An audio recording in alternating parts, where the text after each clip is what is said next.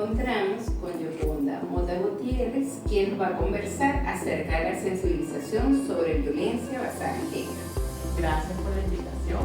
Bueno, en primer lugar, celebro muchísimo, ¿no?, que se haya desde este podcast abierto el espacio reflexivo para tocar un tema que regularmente es bastante invisible en nuestros contextos, en nuestros espacios de diálogo y reflexión. Bueno, como sabes, estamos conmemorando el Día Internacional de las Personas con Discapacidad y desde el sistema de las Naciones Unidas todavía nos encontramos en el marco de los 16 días de activismo, ¿verdad?, que están de alguna manera declarados en función de un activismo contra cualquier forma de violencia hacia las niñas, las adolescentes y las mujeres. Estos días inician el 25 de noviembre, que es el Día Internacional por la Erradicación de la Violencia hacia las Mujeres, y culminan el 10 de diciembre, que es el Día de los Derechos Humanos, ¿verdad? Entonces, bueno, hoy vamos a conversar un poquito sobre el impacto diferenciado de la violencia basada en género en niñas, adolescentes y mujeres con discapacidad. En primer lugar, decirles que la violencia basada en género es un problema estructural, complejo, profundo en la sociedad, ¿verdad? A nivel global, hablamos de que 1 de cada 3 mujeres en el mundo, ¿verdad?, ha vivido algún tipo de violencia física o sexual, en manos principalmente de su pareja o su expareja, pero violencia sexual incluso en desconocidos, y estas cifras nos cuentan el acoso sexual, ¿no? Entonces estamos hablando de una problemática. Cuando decimos esos números hablamos de 1/3 de la población femenina del mundo. Entonces estamos hablando de una problemática grave, compleja, como otras, como el hambre, como la desnutrición, como otros graves problemas sociales, pero no es precisamente la que vemos en la agenda pública, no es la que vemos en el centro de las políticas, en el centro de la inversión pública, y justamente porque es un tema que está rodeado de profundos estigmas sociales. Ahora, cuando nos vamos un poquito más allá y además vemos el impacto diferenciado de la violencia basada en género en niñas y adolescentes con discapacidad, comenzamos a encontrar una problemática que a mi juicio es bastante alarmante, ¿verdad? Hablamos de que casi el 80% de las niñas, adolescentes y mujeres con discapacidad han vivido alguna forma de violencia basada en género y que tienen 10 veces más probabilidades de sufrir algún tipo de violencia sexual, ¿no? Entonces, hablamos de que efectivamente hay un impacto diferenciado en las violencias basadas en género y con mayor énfasis en la violencia sexual, y que no suele ser un tema del cual se hable ni en la familia, ni en los contextos educativos, ni en los espacios comunitarios, y que además presentan barreras diferenciadas mucho más agudas para el enfrentamiento de esta problemática. Entonces, ciertamente es un tema alarmante que amerita que comencemos a mirarlo, comencemos a desmenuzarlo y comencemos a trazar acciones en función de su enfrentamiento. Así es, Yoconda. Y para hacer más visible este tema y estas personas que están involucradas, como son las niñas, niños, adolescentes y también los jóvenes adultos, ¿cuáles son esas principales barreras a las cuales ellos se enfrentan? Bueno, mira, en primer lugar hay un problema muy grave de desinformación, ¿verdad? Y esto es importante plantearlo porque justamente hablar de estos temas supone que existe mucho desconocimiento sobre las violencias basadas en género, sobre su raíz causal, sobre cuáles son las tipologías, sobre qué podemos hacer frente a ellas, sobre quiénes son los principales agresores, ¿verdad? Y entonces, desde ese punto de vista, muchas veces incluso las propias mujeres y las propias adolescentes y jóvenes que atraviesan situaciones de violencia basada en género no necesariamente están tan normalizadas y tan naturalizadas en los contextos sociales que no necesariamente comprenden que están atravesando una situación de violencia y que además suponen incluso delitos penales, ¿no? Entonces hay un tema asociado en primer lugar a la falta de información, además asertiva, ¿verdad? Una información que no revictimice, sino que fundamentalmente explique de manera clara, de manera sencilla y de manera masificada lo que son las violencias. Luego, hay barreras comunicacionales, ¿verdad?, que impactan de manera diferenciada a adolescentes y mujeres con discapacidad, que les impactan en el manejo de información sobre estos temas, ¿no? Incluso sobre otros temas que están asociados, como el tema de la sexualidad, de los derechos sexuales y los derechos reproductivos, ¿verdad? Sobre el manejo de información sobre sus cuerpos, sus autonomías, y Por ejemplo, nosotros hemos hecho grupos focales con mujeres sordas, ¿no? Para validar los materiales que trabajamos en estos temas. Y la inmensa mayoría de las veces las mujeres sordas nos dicen es la primera vez que nos acercamos a esta información. Cuando tuve la menstruación por primera vez pensé que me había roto, ¿no? O sea, no tenía ninguna idea de qué era la menstruación ni de qué era lo que me estaba ocurriendo en mi cuerpo. Y con esto pongo ejemplos, ¿verdad? Son muchísimos los ejemplos en los que ya no solo es una ausencia de información generalizada, sino que también entonces algunas presentan barreras comunicacionales para acceder incluso a esta tipología de información. Luego barreras en lo que tiene que ver con el acceso a los servicios, ¿verdad? O sea, que van algunas barreras físico-arquitectónicas, ¿no? Que tienen que ver con el tema de la movilidad y la posibilidad de acceder a los pocos servicios, pero también servicios no adaptados, ¿verdad? O sea, servicios de protección, servicios de justicia, servicios de reparación que existen en el entramado institucional, ¿verdad? De respuesta a la violencia en el país, pero que no son accesibles, que no están adaptados para efectivamente recibir, y no solamente desde el punto de vista físico, sino también desde el punto de vista también de barreras de comunicación. O sea, si va una mujer sorda a colocar una denuncia en un órgano receptor de denuncia, si no se encuentra preparado, si no hay un intérprete de lengua de señas venezolana y no se encuentra preparado para ello, la mujer termina siendo revictimizada en estos contextos. Entonces, este tipo de barreras afectan de manera diferenciada. Excelente. ¿Y cuáles son los mitos o estigmas que existen alrededor de esta problemática de violencia basada en género, por lo menos en Venezuela? Bueno, mira, muchísimo, y hay unos mitos que también se constituyen en barreras, ¿no? Pero uno, por ejemplo, de los aspectos más contundentes, y que lo han comentado en este maravilloso podcast, lo he escuchado en otros momentos, ¿verdad? Tiene que ver con la infantilización, ¿verdad? O sea, suele infantilizarse a las adolescentes y a las mujeres con discapacidad.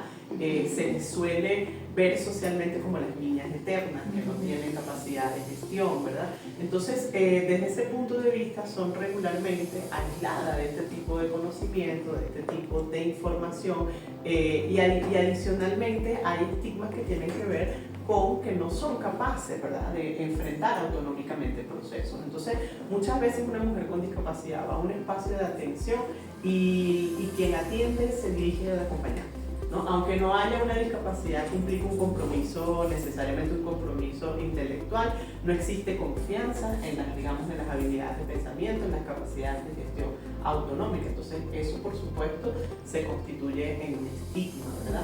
Hay otras cosas que también pueden verse como barreras, que están más asociadas a cómo de alguna manera desde las instituciones también se ve en la persona con, digamos, en la persona con discapacidad, pero más específicamente en las adolescentes y en las mujeres, a veces como hipersexualizadas, ¿verdad? Que es un poco lo contrario al tema de la infantilización. Pero una cosa que entonces es generalizada cuando juntas estos estigmas es la falta de creencia, ¿verdad? Y eso lo hemos visto en cientos de espacios de diálogo de mujeres con discapacidades e incluso en organizaciones de sociedad civil que trabajan con mujeres con discapacidades o incluso en instituciones de Estado que atienden, ¿verdad?, o que forman parte de esa garantía de derechos a personas con discapacidad. Y es que no se les cree, no se les toma en serio. Cuando hacen un planteamiento de que están atravesando algún tipo de situación de violencia basada en género, incluidas situaciones de violencia sexual, no les creen las familias, no les creen en los contextos sociales, no les creen las profes o los profes, no les creen en los sistemas de justicia. Entonces, esto que parece una cosa sencilla es un punto de partida clave, efectivamente recuperar, ¿verdad? Que eso tiene que ver a su vez con una mirada más profunda sobre cómo comprendemos las discapacidades, ¿verdad? Cómo finalmente vemos a las personas con discapacidades no como personas titulares de derechos, autonómicas, con capacidad de decisión, con capacidad de gestión, sino que las seguimos viendo, siguen, digamos, presentes en nuestras premisas culturales, la comprensión de las personas de discapacidad como sujetos de protección exclusivamente, de ayuda, de gestión de la bondad, de gestión de la beneficencia, ¿verdad? Entonces, básicamente les hacemos las cosas, ¿verdad? O les imponemos las cosas, y no no nos tomamos en serio todos esos otros elementos. Y eso, aunque nos parezca que puede no estar relacionado, incide directamente en por qué hay tantísimos, pero cientos de testimonios de mujeres con discapacidades que han atravesado situaciones de violencia basada en género y de violencia sexual, que han buscado ayuda y que no se les ha creído las situaciones. Una pregunta saliéndome, bueno, allí entraría, por ejemplo, la toma de decisión de una madre que decide, por ejemplo, esterilizar a un adolescente con discapacidad intelectual sin que el adolescente esté de acuerdo. La esterilización forzada, que es una práctica que se ha realizado por años. Sí, eso forma parte precisamente de ese estigma que además se constituye incluso en la ocurrencia de un delito, o sea, la esterilización forzada, la esterilización sin consentimiento, ¿verdad? Es un delito en este país. Es un delito incluso tipificado en la Ley Orgánica sobre el Derecho de las Mujeres a una Vida Libre de Violencia desde el año 2007. Ya esa ley, que es una ley de segunda generación, tiene dos reformas, una reforma en 2014, una reforma en 2021, y digamos la tipología de esterilización forzada se ha mantenido a lo largo del tiempo. Desde este punto de vista, cualquier forma de esterilización forzada sin el consentimiento de la persona, pues obviamente es una violación de derechos humanos. ¿Qué suele ocurrir? Y esto es un tema en el que vamos a entrar en un debate complejo y profundo, que te hayas ido por ese lado. Suele ocurrir que se cree que al hacer la esterilización, ¿verdad?, de las chicas, de las adolescentes y de las jóvenes y mujeres con discapacidades, estamos protegiendo de la violación sexual, pero realmente no es así. O sea, normalmente familias, médicas y médicos, personal docente, ¿verdad?, incide en la decisión de hacer una esterilización no consensuada con una persona, que es un proceso además que ocurre en su cuerpo, lo hace fundamentalmente por el miedo o el riesgo al embarazo como consecuencia de una violación sexual, ¿no? Entonces es muy complejo porque finalmente no estamos protegiendo ni societalmente, esto es lo que hay que mirar, no estamos protegiendo ni mitigando los riesgos de violencia sexual, específicamente la violación, ni de las consecuencias asociadas, que son los embarazos no deseados, que son las infecciones de transmisión sexual, incluyendo el VIH-Sida, ¿verdad? Nada de eso lo prevenimos con una esterilización forzada. Entonces seguimos legitimando, ¿verdad?, socioculturalmente una sociedad en la que todavía prevalece la cultura de la violación de manera profunda, ¿no? Entonces este tema, aunque te fuiste por ahí, por supuesto que también está asociado al no respeto de las capacidades de decisión autonómica. Una mujer que está en capacidad de consentir una relación sexual es una mujer que también está en capacidad de decidir sobre los hijos e hijas que quiere o no quiere tener, sobre el número de hijos e hijas que quiere o no tener, sobre el espaciado de sus hijos, ¿verdad? Y eso, en buena medida, en el caso de las discapacidades, no se respeta. Y también hay muchísimos testimonios de mujeres sin discapacidades intelectuales, que tampoco aplica para las discapacidades intelectuales por lo que dije anteriormente, pero muchas mujeres sordas, mujeres con discapacidades visuales, ¿verdad?, que han sido, ¿verdad?, víctimas y sobrevivientes de esterilizaciones forzadas que no contaron con su consentimiento, pero que fueron decisiones de las personas, de alguna manera, de las que ella depende en su contexto familiar y relacional. Esa es otra barrera importante, ¿verdad? Los enormes niveles de dependencia que en algunos contextos ocurren, en algunos casos los de la dependencia a cuidadoras y cuidadores también tiene riesgos importantes. Entonces, eso también son aspectos que aumentan los niveles de vulnerabilidad de riesgo. Te fuiste para otro lado, parecía una pregunta bien interesante. ¿Qué estrategias recomiendas para que se favorezca la inclusión de la discapacidad en los servicios de respuesta en la violencia basada en género? Mira, esa pregunta es muy importante porque efectivamente es necesario. Si ya pasamos, si lo vemos en escala, pasamos, bueno, primero de visibilizar lo grave y lo compleja que es la problemática, lo masiva que es, pero invisible, ¿no? Invisible en el debate público. Entonces es necesario que los servicios desarrollen adecuaciones necesarias para garantizar. Y cuando hablamos de los servicios, por un lado están los servicios de respuesta, ¿verdad? Que son todos aquellos que brindan atención a las víctimas sobrevivientes, tanto en lo que tiene que ver con apoyo psicológico, orientación jurídica, ¿verdad? Todo lo que tiene que ver con acompañamiento integral, en algunos casos incluso el trabajo en medios de vía para superar relaciones de dependencia económica con agresores, y también en todo lo que tiene que ver con el acceso a la justicia, que toca a los órganos receptores de denuncia, que toca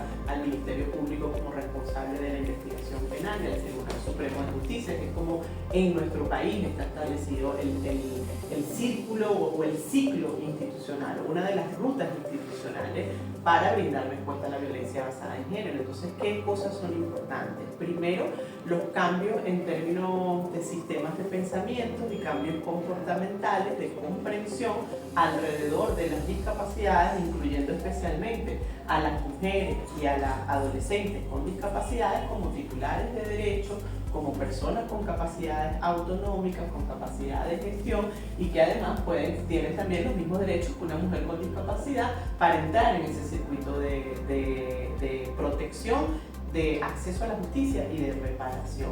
Luego, establecer las medidas razonables que tengan que ver con accesibilidad desde el punto de vista físico, todas las medidas razonables que tengan que ver con accesibilidad desde el punto de vista de comunicación, ¿verdad? Y muy importante, cambios comportamentales que reduzcan los estigmas victimizantes, ¿verdad? Que lo suelen vivir mujeres con discapacidades, mujeres de los pueblos indígenas, mujeres integrantes de la comunidad LGBTIQ+, ¿verdad? Que en estos espacios de atención, si ya existe una victimización secundaria, ¿verdad? Que uno lo puede decir de forma generalizada, en los espacios de atención, con ellas es más compleja, es más profunda, porque existen, todavía prevalecen en la cultura, ¿verdad? Y finalmente las prácticas institucionales las hacen las personas, aunque existan las normas, las políticas públicas, el entramado institucional, quien garantiza el cumplimiento o no de las normas, el cumplimiento o no de los preceptos conceptuales que puedan estar definidos en las políticas,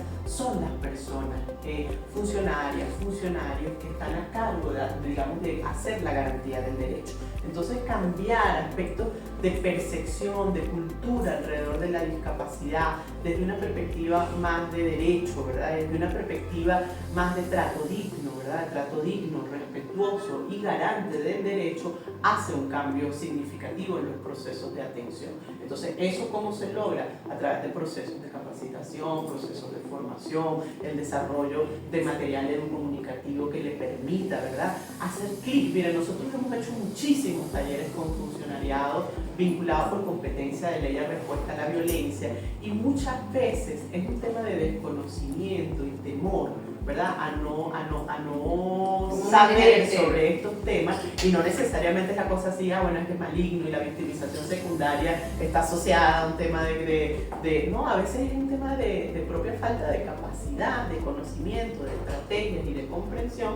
Eso a que nos invita entonces a desarrollar programas formativos, ¿verdad?, que sean asertivos para poder desarrollar cambios comportamentales y actitudinales que trazan algo, digamos, una diferencia muy significativa en los esquemas de atención.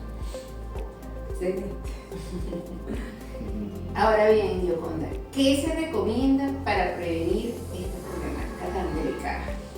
Bueno, fíjate, hay unas cosas que además la evidencia, es muy importante la evidencia científica, ¿verdad? Ha demostrado, bueno, cuáles son también como las estrategias que dan mejores resultados, ¿verdad? Y el sistema educativo, me encanta vestir aquí porque estoy con el sistema educativo, ¿verdad?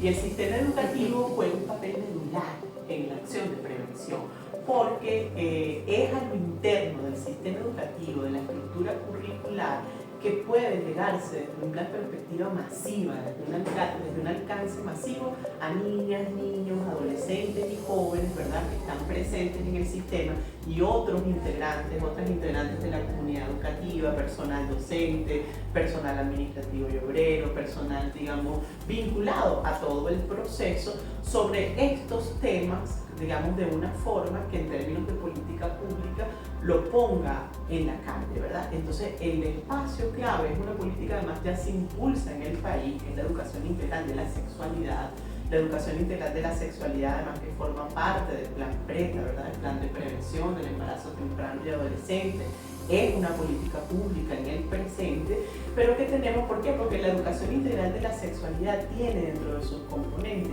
la identificación y prevención de la violencia basada en género, porque son temas correlacionados, ¿verdad? Entonces, ¿qué significa? Bueno, pues por supuesto darle cada vez más alcance masivo a la política, desarrollar en el ámbito de la política de educación integral de la sexualidad el área especializada en educación integral de la sexualidad para, digamos, el área de, digamos, que tiene que ver con atención a las discapacidades, para que efectivamente se puedan desarrollar materiales accesibles, ¿verdad? Porque no es solamente que se prepare y se desarrolle la política, sino que podamos tener materiales accesibles para las personas, para niños, adolescentes y jóvenes con discapacidad. Entonces yo creo que una estrategia clave es profundizar en esa política que ya existe en el Ministerio de Educación y darle carácter accesible para que pueda ramificarse en toda la estructura, digamos, vinculada a la educación inclusiva en términos de discapacidad y a la educación diferenciada que se brinda también desde la Dirección de Educación Especial con todos sus procesos evolutivos, ¿no? Por otro lado, una acción clave, ¿verdad?, en términos de prevención, los temas tienen que colocarse en la agenda y el debate público. Estos temas tienen que estar presentes en la agenda pública, en el diálogo público, porque es al final lo que va generando procesos de transformación de normas sociales de género discriminatorias, que son las que inciden en la causalidad del problema, ¿verdad? Porque hemos avanzado muchísimo en nuestros países, en todos los países de la región, especialmente hablar de América Latina y el Caribe, en lo que tiene que ver con la judicialización, ¿verdad? En todo este entramado institucional, normas, y eso está bien y tiene que mejorar porque todavía digamos, enfrenta desafíos importantes, pero hemos avanzado muy poco en lo que causa el problema, ¿verdad? Lo que causa el problema son los aspectos socioculturales, ¿verdad? Los aspectos que tienen que ver con comportamientos sociales e individuales alrededor de las normas sociales de género discriminatorias que todavía prevalecen en la sociedad y que son la causalidad de esta problemática. ¿Y cómo eso se puede trabajar? Porque uno piensa, bueno, ¿y cómo cambia uno la forma de pensar de la gente? Sí, claro que sí. Puede haber efectivamente cambio cultural, cambios comportamentales en la medida en que colocamos, ya hablamos del sistema educativo, pero también la información. La información a través, a veces se piensa solamente en campañas, que son importantes, las campañas transmediáticas, las campañas que puedan llegar a todos los grupos poblacionales, a través, cuando hablamos de transmediático, es que a través de medios en formatos diversos. Nosotras sabemos, por ejemplo, ya la gente no tan joven o de la juventud un poquito más avanzada como yo, que no accedemos a la información del mismo modo. Las chicas adolescentes y los chicos adolescentes acceden a la información fundamentalmente a través de las tecnologías de la información, el teléfono, la internet, ¿verdad? Pero si nosotros desarrollamos campañas que sean transmediáticas, que lleguen a todos los públicos, es importante. Luego ya no solo las campañas, porque a veces las campañas se asocian como a momentos específicos, sino también la transversalización de estos temas, lograr transversalizar. O sea, qué maravilloso sería que estos temas aparezcan en las parrillas de los seriados dramáticos, por ejemplo, ¿verdad? O sea, que uno pueda colocar en esas cosas aquellos aspectos del arte, de la cultura, del entretenimiento, ¿verdad? Donde la gente también son importantes para la vida, para el desarrollo integral de la vida, y que estos temas entren aquí, ¿verdad? O sea, nosotros, por ejemplo, hemos hecho unas alianzas interesantes con la Liga Venezolana de Béisbol, ¿no? Entonces, cada año, cuando está el proceso de las temporadas, hacemos el Juego Naranja, ¿no? Entonces, en el Juego Naranja emitimos mensajes vinculados a la prevención de la violencia basada en género. La gente no ve el béisbol para ver eso, la gente ve el béisbol para ver el béisbol, ¿verdad? ¿Por qué? Porque nos gusta, porque nos entretiene, porque forma parte de nuestra cultura. Pero si a su vez nosotros entonces logramos que muchas personas, muchas instancias, ¿verdad?, den mensajes, bueno, por cierto que la Liga también lo hace esto con el autismo, ¿no? Si nosotros logramos eso, pues obviamente es una sociedad que va a estar recibiendo mensajes desde actores diversos sobre cómo esto tiene que cambiar. Entonces tenemos que poner el tema en el debate, en la agenda pública, en la visibilidad. Y por otro lado, desarrollar información accesible, específicamente dirigida a la población con discapacidad, y con eso cierro, porque necesitamos obviamente un cambio societal alrededor del tema, pero también necesitamos que esta información les llegue de manera asertiva y oportuna a todas las personas con discapacidad. Así es, Yoconda. Bueno, muchísimas gracias por tu participación y por todas las cosas que nos comentaste. Muy valiosas. Encantada de estar aquí, gracias a ustedes y espero que el podcast se multiplique en todo el sistema educativo y en todos los lugares donde lo podamos multiplicar. Muchísimas Que gracias. así sea.